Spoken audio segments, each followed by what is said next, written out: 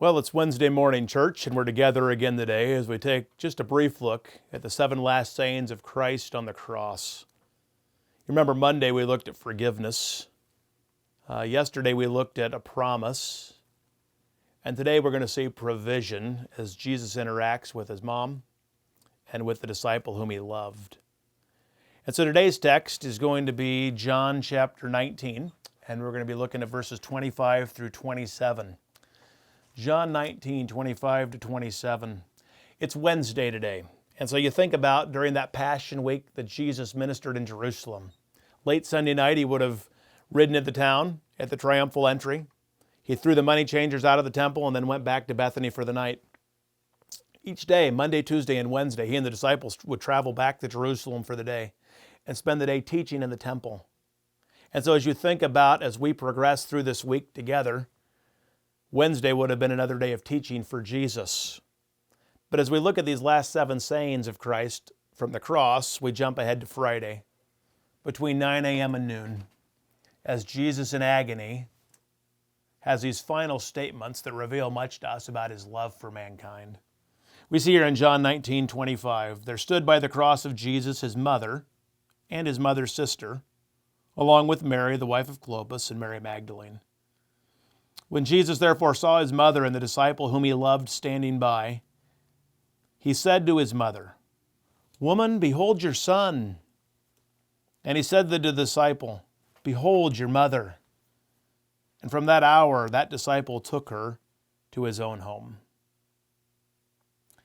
You see those women that were present there at the cross. We see groups of women throughout the ministry of Jesus encouraging, supporting the ministry of Christ and the disciples. And here you have his mom and his aunt and 2 other women who were followers of him during his ministry. You think about the excruciating experience of a mother having to watch her son die. Even more so to watch him be executed. Back in Luke 2, it had been prophesied to Mary that a sword would pierce even her own soul. And you see that come into fruition here as she watches her son in agony on the cross, gasping for breath, bleeding profusely, hardly recognizable, the anguish in her heart that she must have been experiencing. She's already witnessed numerous difficult encounters for her son. She's seen it at Nazareth as he presented himself to his own people and his people rejected him to the point of wanting to throw him off the cliff and see him dead. She's seen the unbelief and rejection of Jesus by his siblings. She's witnessed the attacks of the religious leaders and rulers. And now she's seen him mocked and tortured, taunted, and now on the brink of death. Likely she's already lost her husband Joseph. We don't see him mentioned in the gospel texts. Her other children have refused to believe. And now that miraculous conception and the Son of God that she has reared, to whom she has given loving care, is surrendering his life for the sins of the world. In the midst of his intense physical torture, we see Jesus in this text taking time to care for his mother. He addresses her by the title of woman, not a term of disrespect, but is a distinct reminder to both he and to her that his relationship with her was not primarily one of an earthly mother-son relationship. It wasn't a term of endearment he chose to use, but out of respect for her and for the law, demonstrating honor for his parents as was prescribed in the law, he desires to care for her in his time of departure.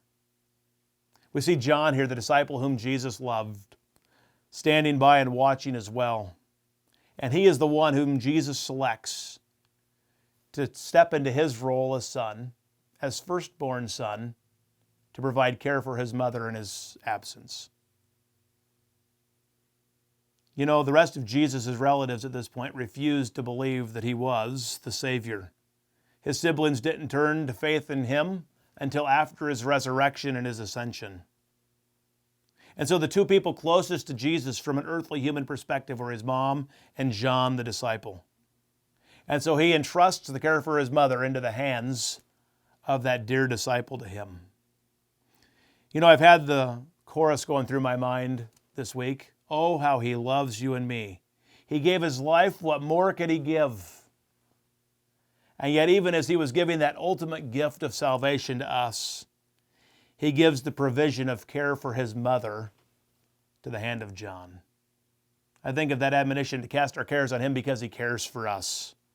Oh yes, he cares for our eternal well-being and providing that hope of salvation and eternity with him. But how deeply the Savior cares for our daily need today as well. And so to think in the midst of his agony, he cared for the care of his mother. To think that Jesus today cares for our daily needs as well. And so let's take time this morning to thank him for that daily provision that he gives to you and to me. And remember that even in the midst of this unusual time, he cares. When the Prince of Life for ransom shed for us his precious blood, who his love will not remember, who can cease to sing his praise? He can never be forgotten throughout heaven's eternal days. Oh, how marvelous, oh, how glorious is my Savior's love for me. Oh, how marvelous, oh, how glorious is my Savior's love for me. On the mount of crucifixion, fountains open deep and wide. Through the floodgates of God's mercy flowed a vast and gracious tide. Grace and love like mighty rivers poured incessant from above, and as peace and perfect justice kissed a guilty world in love. Oh, how marvelous, oh, how glorious is my Savior's love for me. Oh, how marvelous, oh, how glorious is my Savior's love for me. Of your fullness you are pouring your great love on me anew. Without measure, full and boundless, drawing out my heart to you.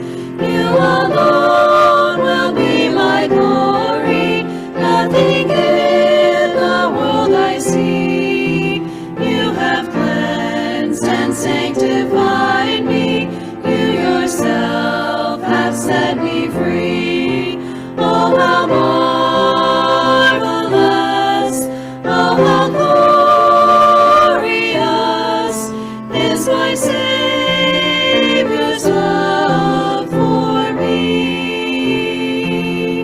Oh, how marvelous, oh, how glorious is my Savior's love.